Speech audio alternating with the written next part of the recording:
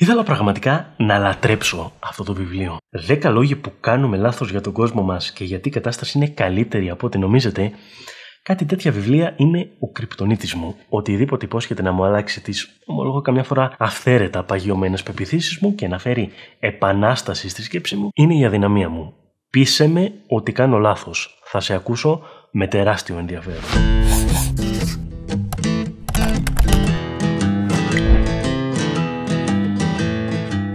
Όλο αυτό πηγάζει νομίζω από μια μικρή, ας πούμε, πνευματική ανασφάλεια και ένα σύνδρομο του απατεώνα που προσπαθώ να τη θασέψω από τότε που δεκάδες χιλιάδες από εσάς άρχισαν να παρακολουθούν τούτο το κανάλι. Ο κόσμος είναι εξαιρετικά περίπλοκος και εγώ όσο περισσότερο διαβάζω, τόσο περισσότερο έρχομαι αντιμέτωπος με τις περιορισμένες μου γνώσεις. Είναι αδύνατον να μην κάνω λάθος για κάτι και ιδιαίτερα για κάτι σημαντικό. Γιατί λοιπόν να μην κάνω λάθος για όλα αυτά που το βιβλίο προσπαθεί να με πείσει. Οι κριτικές που έχει πάρει το Factfulness είναι θριαμβευτικές. Επιστήμονες διαφόρων ειδικοτήτων το εκθιάζουν. Το Μουσείο Νόμπελ, κομμάτι του Ιδρύματος Νόμπελ που απονέμει τα γνωστά βραβεία, έδινε δωρεάν αντίγραφα το βιβλίο σε μαθητές της Σουηδίας. Τόσο σημαντικό το θεωρούσε. Στο Goodreads έχει βαθμολογία 4,36 στα 5, στο αμερικάνικο Amazon 4,6 και μεταξύ άλλων έχει καταφέρει να βρεθεί στις λίστες προτινόμενων βιβλίων διάφορων επιδραστικών ανθρώπων όπως του Barack Obama και του Bill Gates. Τώρα, είμαι σίγουρος πως το τελευταίο όνομα έκανε κάποιους από εσάς να κριντζάρετε και μπορείτε να κάνετε όποια κριτική θέλετε για τον Bill Gates. Ωστόσο, θεωρώ πως είναι ένας αδιαμφισβήτητα ευφυής και εξαιρετικά ευρυμαθής άνθρωπος. Προσδοκούσα επίσης να μου αρέσει το βιβλίο γιατί ο συγγραφέας του, ο Hans Rosling, μου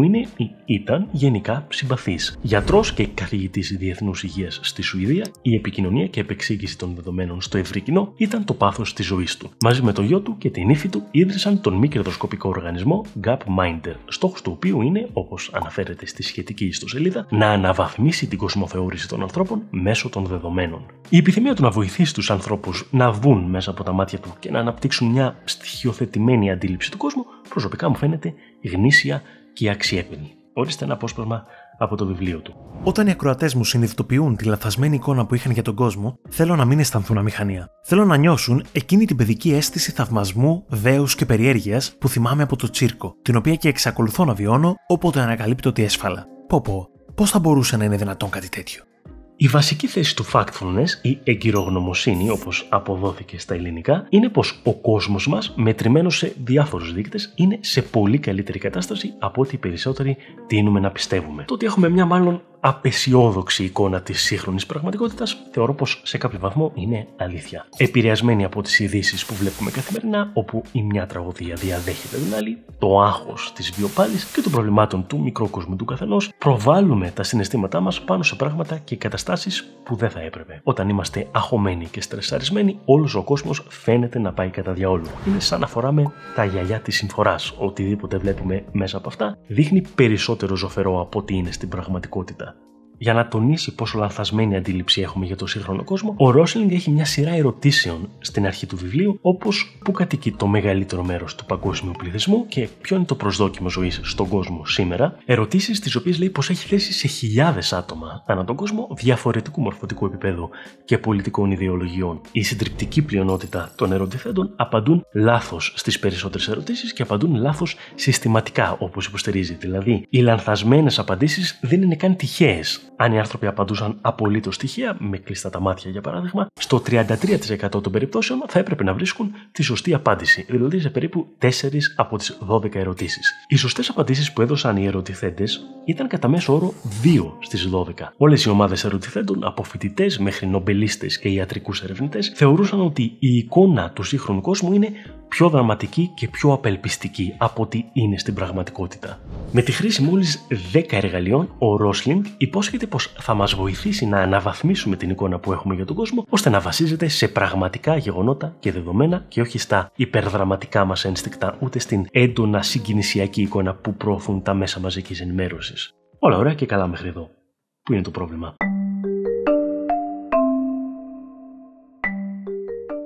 Λοιπόν, αρχικά το πρόβλημα είναι στο πώς προσεγγίζει ο Ρόσλινγκ τα δεδομένα. Η θεώρησή του είναι πως οι αριθμοί δεν λένε ψέματα. Οι αριθμοί είναι απόλυτοι και αν όλοι είχαμε πρόσβαση στους ίδιους αριθμούς, τότε όλοι θα έπρεπε να καταλήγουμε στο ίδιο συμπέρασμα. Στο συμπέρασμα δηλαδή που καταλήγει και ο ίδιος. Αυτό το ορθολογικό πλεονέκτημα των αριθμών δεν είναι κάτι που εφήβρε φυσικά ο Ρόσλινγκ, αλλά μια παγίδα στην οποία πέφτουν συχνά πυκνά οι άνθρωποι που τους χαρακτηρίζει μια θετικιστική σκέψη. Και βάζω και τον εαυτό μου μέσα σε αυτό. Εγώ απλώς παρουσιάζω τα δεδομένα. Δεν μπορείς να διαφωνήσεις με τα δεδομένα. Ενώ είναι αλήθεια πως οι αριθμοί δεν λένε ψέματα, δεν λένε και πολλά από μόνοι τους. Πρέπει να τοποθετηθούν μέσα σε ένα ευρύτερο πλαίσιο για να είναι χρήσιμοι και να μπορούμε να εξάγουμε συμπεράσματα. Οι περισσότερες διαφωνίες λοιπόν πηγάζουν από την ερμηνεία των δεδομένων και όχι από τα δεδομένα τα ίδια. Τι εννοώ?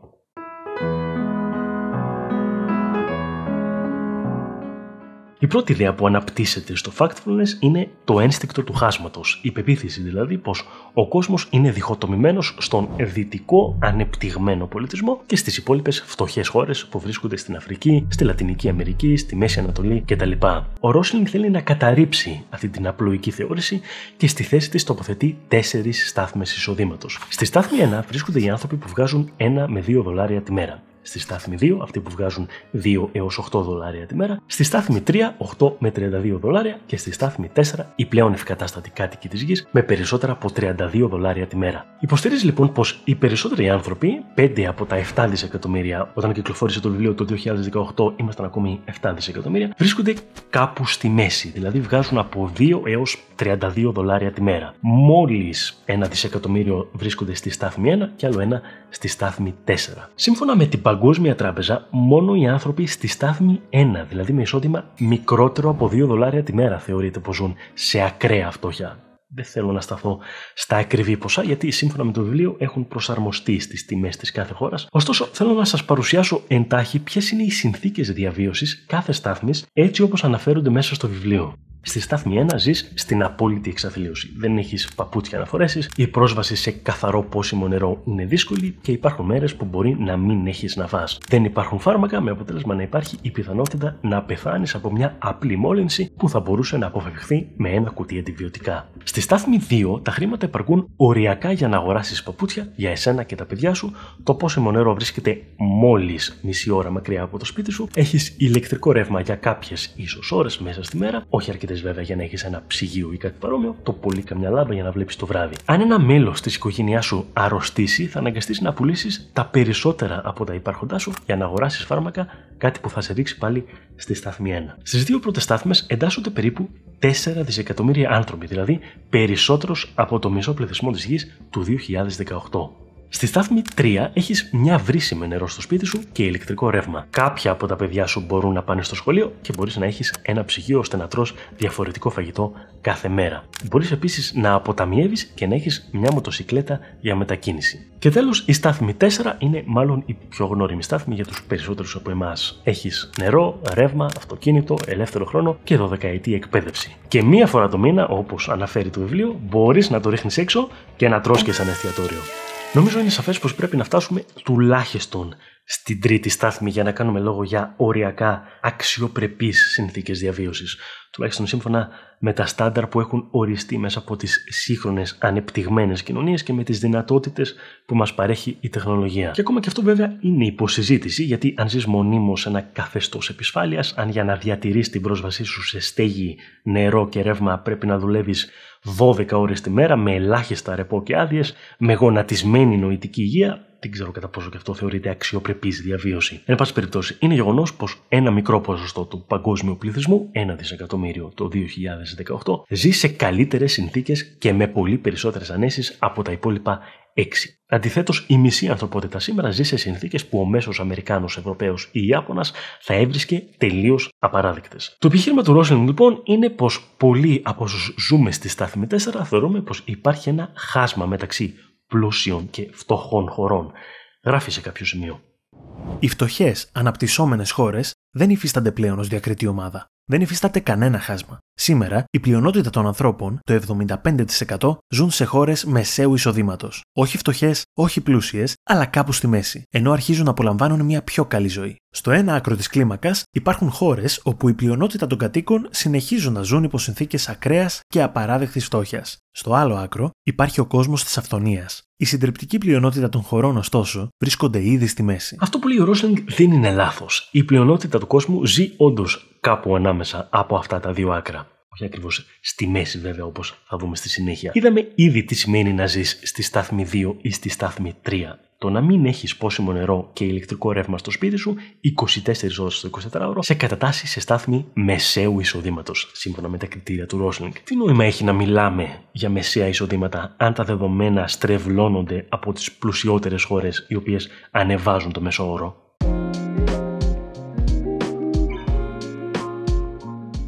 Δείτε για παράδειγμα αυτό. Βρίσκομαι στην ιστοσελίδα του Gapminder και αυτό είναι το γράφημα για το παγκόσμιο εισόδημα.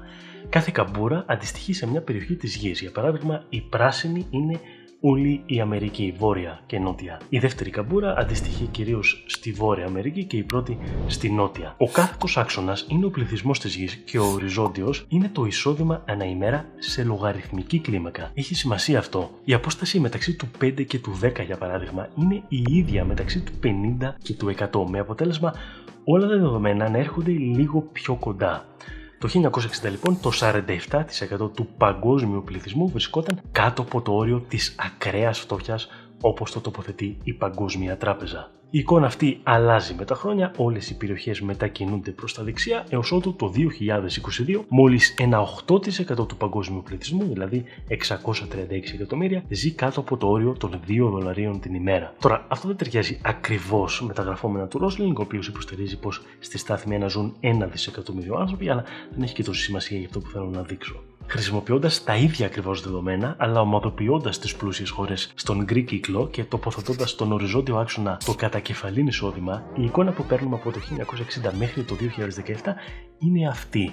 Ναι, όλες οι χώρες έγιναν πλουσιότερες και έχουν μετακινηθεί προς τα δεξιά. Λιγότεροι άνθρωποι ζουν κάτω από το μεταξύ μας γελιωδώς χαμηλό όριο της ακραίας φτώχειας της Παγκόσμιας Τράπεζας, το οποίο σύμφωνα με ένα paper του Ρόπερτ Άλεν είναι χαμηλότερο από το επίπεδο κατανάλωσης των σκλάβων του 19ου αιώνα στις Ηνωμένες Πολιτείες. Οι χώρες του Βορρά όμως έχουν καβατζώσει τη συντριπτική πλειονότητα του πλούτου που δημιουργήθηκε από το 1960 και έπειτα, με αποτέλεσμα το εισοδηματικό χάσμα μεταξύ του μέσου ανθρώπου του Βορρά και του μέσου ανθρώπου του Νότου να έχει σχεδόν τετραπλασιαστεί από $9.000 το 1960 σε $35.000 το 2017. Δεν μπορείς να πεις ότι αυτές οι χώρες βρίσκονται στη μέση. Υπάρχει ξεκάθαρο χάσμα, τουλάχιστον όσον αφορά το εισόδημα. Η παγκόσμια ανισότητα φαίνεται να αυξάνεται τόσο μεταξύ των χωρών όσο και μέσα στις ίδιες τις χώρες. Αυτό το δείχνουν και τα επόμενα δύο διαγράμματα. Το πρώτο αφορά το ποσοστό του ΑΕΠ που καταλήγει στους εργαζόμενους στις G7 χώρες και το δεύτερο τη ποσοστιαία μεταβολή των πραγματικών ετήσιων μισθών αναμισθολογική κλίμακα στη ΣΥΠΑ. Όλες οι ομάδες έγιναν κάτι τις πλουσιότερες, αλλά οι πλουσιότεροι 1% είχαν μια αύξηση εισοδήματος 160% σε αντίθεση με τους φτωχότερους 90% που είχαν αύξηση μόλις 26%. Δεν θα μπω σε περισσότερες λεπτομέρειες σχετικά με αυτό το θέμα, παρόλο που υπάρχουν πάρα πολλά πράγματα που μπορούμε να πούμε για την ανισότητα, γιατί το συγκεκριμένο βίντεο δεν αφορά αποκλειστικά τη φτώχεια και την ανισότητα, αλλά το γενικότερο vibe του βιβλίου, αυτή την αισιοδοξία που ο Ρόσλινγκ θεωρεί ότι προκύπτει από τα δεδομένα. Πάμε λοιπόν να δούμε κάποια από τα υπόλοιπα πράγματα που γράφει.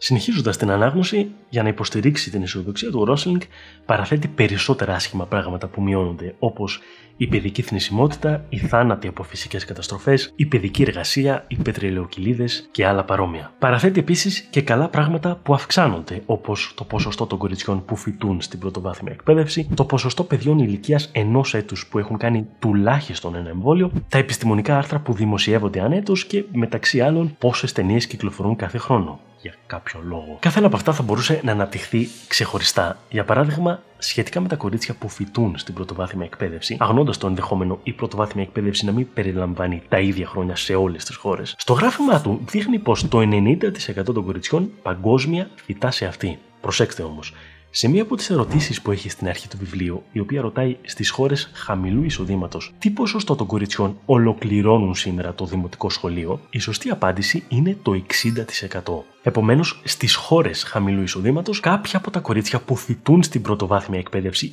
δεν καταφέρνουν καν να την ολοκληρώσουν. Δεν καταφέρνουν να ολοκληρώσουν λίγα χρόνια απολύτως βασικής εκπαίδευσης. Όσον αφορά τη δευτεροβάθμια εκπαίδευση σε αυτές τις χώρες, αυτή ολοκληρώνεται από μόλις ένα 36% των κοριτσιών. Ξαφνικά το αρχικό 90% δεν μοιάζει και τόσο αισιόδοξο. Και να σας πω και κάτι, αν κάποιος δείκτης σίγουρα δεν φανερώνει την πρόοδο της ανθρωπότητας, αυτός είναι οι εκατοντάδες μέτριες αρπαχτές που φτιάχνονται κάθε χρόνο και περνάνε για ταινίες. Σε εσένα αναφέρομαι Matrix 4. Αλλά θέλω να τονίσω και κάτι άλλο. Ενώ ο Ρόσλινγκ παραθέτει άσχημα πράγματα που μειώνονται και καλά πράγματα που αυξάνονται, πουθενά δεν αναφέρονται τα άσχημα πράγματα που αυξάνονται ή τα καλά πράγματα που μειώνονται. Σχετικά με το προηγούμενο παράδειγμα, σε ένα πρόσφατο paper, το Center for Global Development έδειξε πως σε πολλές φτωχές χώρες η ποιότητα της εκπαίδευσης μειώνεται σταθερά από το 1960. Δεν υπάρχει κανένα γράφημα στο βιβλίο που να δείχνει κάτι τέτοιο. Δεν υπάρχει επίσης κανένα γράφημα που να δείχνει την αύξηση των προβλημάτων ψυχικής υγείας στους νέους ανθρώπους, την αύξηση των μικροπλαστικών στους ωκεανούς και στη διατροφή μας, την αύξηση του διοξιδίου του άνθρακα στην ατμόσφαιρα. Και ενώ υπάρχουν κάποιες παράγραφοι προς το τέλος του βιβλίου, στις οποίες η κλιματική αλλαγή αναφέρεται ως πρόβλημα, γράφονται σε ένα κεφάλαιο με τίτλο «Το ένστικτο του επίγοντος», στο οποίο υπάρχει και το παρακάτω απόσπασμα. Όταν σας καλούν να αναλάβετε δράση, η χρησιμότερη δράση που μπορείτε κάποια στιγμή να αναπτύξετε είναι η βελτίωση των διαθέσιμων δεδομένων. Όχι, Hans, δεν χρειαζόμαστε καλύτερα δεδομένα. Το πρόβλημα της κλιματικής αλλαγής δεν είναι επιστημονικό πια. Γνωρίζουμε πολύ καλά τι συμβαίνει και ποιος το προκαλεί. Το πρόβλημα είναι πολιτικό. Χρειάζεται να αναλάβουμε άμεση, επίγουσα πολιτική δράση για να προλάβουμε το χειρότερο σενάριο ενός προβλήματος που αυτή τη στιγμή αποτελεί τη μεγαλύτερη υπαρξιακή απειλή για το είδος μας. Πιο συγκεκριμένα όμως, τι προτείνει ο Ρόσλινγκ να κάνουμε για την κλιματική αλλαγή? Ποια λοιπόν είναι η λύση? Βασικά, η εξής απλή. Όλοι όσοι εκπέμπουν μεγάλες ποσότητες αερίων θερμοκηπίου πρέπει να σταματήσουν να το πράττουν το ταχύτερο δυνατό. Γνωρίζουμε ποιοι είναι αυτοί. Οι κάτοικοι των χωρών στη στάθμη 4, που εμφανίζουν με διαφορά τα υψηλότερα επίπεδα εκπομπών διοξιδίου του άνθρακα. Ας μη χρονοτριβούμε άλλο. Έχεις δίκιο, Hans. Ας μη χρονοτριβούμε άλλο. Είμαι σίγουρος πως οι πετρελαιοβιομηχανίες θα σταματήσουν να καταστρέφουν τα πάντα και να ξοδεύουν εκατοντάδες εκατομμύρια δολάρια για να μας πείσουν πως είμαστε μέρος του προβλήματος, αν απλώς τους δείξουμε τα δεδομένα. Μα αυτό αλλάζει τα πάντα. Σταματήστε τις μηχανές. Τα δεδομένα είναι ξεκάθαρα. Ας μην είμαι εντελώς άδικος όμως. Προς υπεράσπιση του Ρόσλινγκ, κάπου μέσα στο βιβλίο παραδέχεται πως μια κατάσταση μπορεί να βελτιώνεται, αλλά να είναι ακόμα κακή. Και ουσιαστικά αυτό υποστηρίζει πως είναι το κίνητρό του. Κάποια από τα πράγματα που κάνουμε βελτιώνουν όντως τον κόσμο μας. Μελετώντας τα δεδομένα, πρέπει να καταλάβουμε ποια είναι αυτά. Φαίνεται όμως πως ο Ρόσλινγκ έχει ήδη αποφασίσει. Ο κόσμος γίνεται καλύτερος λόγω της εξάπλωσης του καπιταλισμού. Ορίστε ένα ακόμα απόσπασμα από το βιβλίο του. Αν είστε θύμα της παρανόησης ότι οι περισσότεροι άνθρωποι στον πλανήτη παρά είναι φτωχοί για να αγοράσουν οτιδήποτε, κινδυνεύετε να χάσετε τη μεγαλύτερη οικονομική ευκαιρία της ιστορίας. Οι υπεύθυνοι στρατηγικού σχεδιασμού των επιχειρήσεων χρειάζονται μια στοιχειοθετημένη κοσμοθεώρηση προκειμένου να ανακαλύψουν το μελλοντικό τους καταναλωτικό κοινό. Η συγκεκριμένη φρασιολογία επαναλαμβάνεται διάσπαρτα στο βιβλίο. Σε ένα άλλο σημείο κάνει λόγο για 5 δισεκατομμύρια δυνητικούς καταναλωτές στην Ασία και την Αφρική. Όταν αναφέρεται στη μείωση της ακραίας φτώχειας, γράφει πως δισεκατομμύρια έχουν ξεφύγει από τη μιζέρια και έχουν γίνει καταναλωτές και παραγωγή για την παγκόσμια αγορά. Ένα κομμάτι της καριέρας του Ρόσλινγκ ήταν να συμβουλεύει διάφορες εταιρείες για το πώς μπορούν να υποφεληθούν από αυτές τις αναδυόμενες αγορές. Σε μια σκηνή από τα απομνημονεύματά του με τίτλο «Πώς έμαθα να καταλαβαίνω τον κόσμο», λέει σε έναν μεγάλο κατασκευαστή ηλεκτρικών συσκευών ότι θα πρέπει να στραφεί στην παραγωγή προσιτών πλυντηρίων ρούχων που θα πωλούνται στις ασιατικές χώρες. Μόλις το κάνετε, μπορείτε να έχετε πρόσβαση σε δισεκατομμύρια πελάτες. Δεν πρόκειται για εταιρική κοινωνική ευθύνη, αλλά για τα μελλοντικά σας κέρδη. Αν δεν προχωρήσετε στον επανασχεδιασμό του προϊόντος σας, θα χάσετε την ηγετική θέση στην αγορά. Νομίζω δεν θα σας εκπλήξει το γεγονός ότι οι πλούσιοι άνθρωποι αυτού του κόσμου λάτρευαν τον Ρόσλινγκ. Πριν από το θάνατό του υπήρξε περιζήτητος ομιλητής μεταξύ της παγκόσμιας οικονομικής και εταιρικής ελίτ. Συμμετείχε ακόμα και στο ετήσιο συνέδριο Παγκόσμιου Οικονομικού Φόρουμ στο Νταβός, μια παιδική χαρά για εξωφρενικά πλούσιους υπερεθνικούς καπιταλιστές. Θα θεωρήσω καλή την πίστη, γιατί δυστυχώς δεν είναι και ζωντανός για να υπερασπιστεί τον εαυτό του, ότι σκοπός του δεν ήταν να χαϊδέψει τα αυτιά των καπιταλιστών. Ωστόσο, η ενθουσιώδης αποδοχή του μηνύματος του δείχνει πως μάλλον τους έλεγε κάτι που ήθελαν να ακούσουν. Οι διαβεβαιώσεις του πως αν η κατάσταση συνεχίσει ως έχει θα βελτιώσει τη ζωή δισεκατομμυρίων ανθρώπων πρέπει να ήταν τουλάχιστον παρηγορητικές και ενθαρρυντικές για τους απανταχού διαχειριστές κεφαλαίων. Όταν πιστεύετε εσφαλμένα ότι τίποτα δεν βελτιώνεται, ενδέχεται να οδηγηθείτε στο συμπέρασμα ότι τίποτε από όσα έχουμε δοκιμάσει έως τώρα δεν έχει αποδώσει καρπούς, χάνοντας έτσι την πίστη σας σε υφιστάμενα μέτρα που ήδη αποδίδουν καρπούς. Συναντώ πολλά τέτοια άτομα, τα οποία μου εκμυστηρεύονται ότι έχουν χάσει κάθε ελπίδα για την ανθρωπότητα, ή τα οποία ριζοσπαστικοποιούνται και υποστηρίζουν τη λήψη δραστικών πλην αντιπαραγωγικών μέτρων, όταν στην πραγματικότητα οι μέθοδοι που ήδη χρησιμοποιούμε για τη βελτίωση του κόσμου μας λειτουργούν πολύ καλά. Εμένα όλο αυτό μου ακούγεται σαν μια προσπάθεια να κρατήσουμε τα δικράνια των ανθρώπων που υποφέρουν περισσότερο από αυτό το σύστημα υπό έλεγχο, ενώ παράλληλα όσοι απολαμβάνουν τις ανταμοιβές του κάνουν πατ-πατ στην πλατούλα τους θεωρώντας πως όλα πάνε καλά και κάνουν ό,τι καλύτερο μπορούν.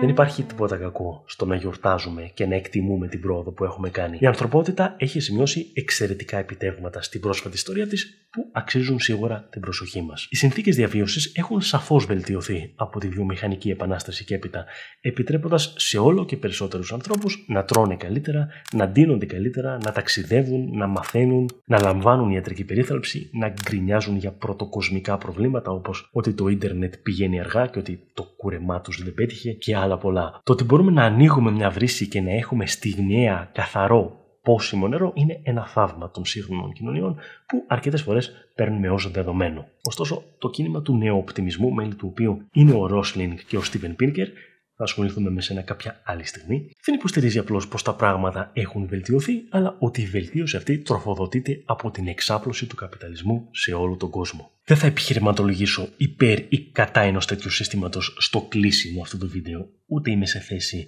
να γνωρίζω αν ο κόσμος θα ήταν καλύτερος χωρίς αυτό. Θεωρώ ωστόσο πως πρέπει να εθελοτυφλούμε σε τεράστιο βαθμό για να μην αναγνωρίζουμε όλα τα προβλήματα που προκύπτουν από αυτό το ατέρμονο κυνήγι του κέρδους. Η κλιματική αλλαγή, η γενικότερη καταστροφή του περιβάλλοντος, τα μονοπόλια πολυεθνικών ιδιωτικών εταιριών, η ιδιωτικοποίηση κομβικών κοινωνικών αγαθών όπως η υγεία και η παιδεία, οι πόλεμοι για φυσικούς πόρους και άλλα πολλά. Το ότι μπορεί να ασκούμε κριτική στο σύστημα δεν σημαίνει πως εκμηδενίζουμε τα όποια ωφέλη του.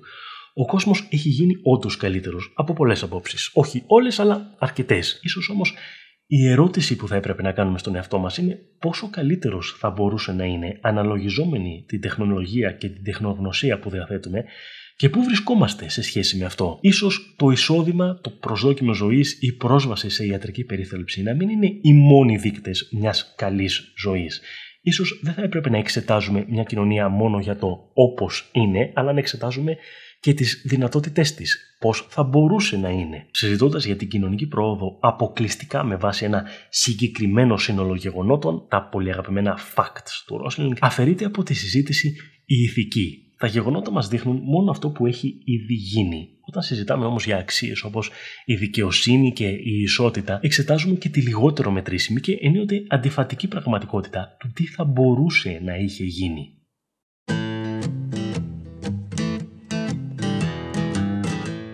Οπότε, φτάνουμε στο κρίσιμο σημείο. Προτείνω το factfulness ή όχι? Μετά από όλο αυτό το κράξιμο, ίσως σας φανεί περίεργο το γεγονός ότι ναι, το προτείνω. Πρώτα απ' όλα, το factfulness είναι ένα καλογραμμένο, προσεγμένο βιβλίο.